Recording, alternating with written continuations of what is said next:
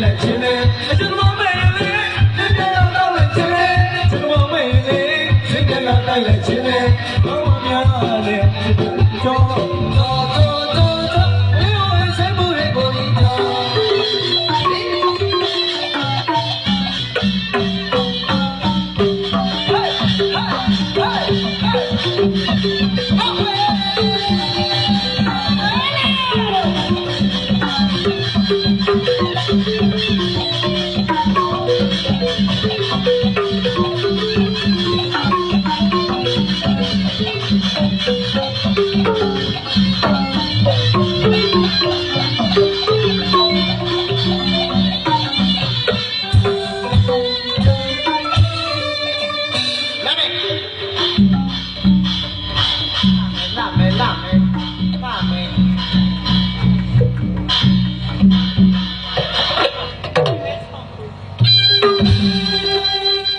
ဒီပါနဲ့ကွယ်အာနာ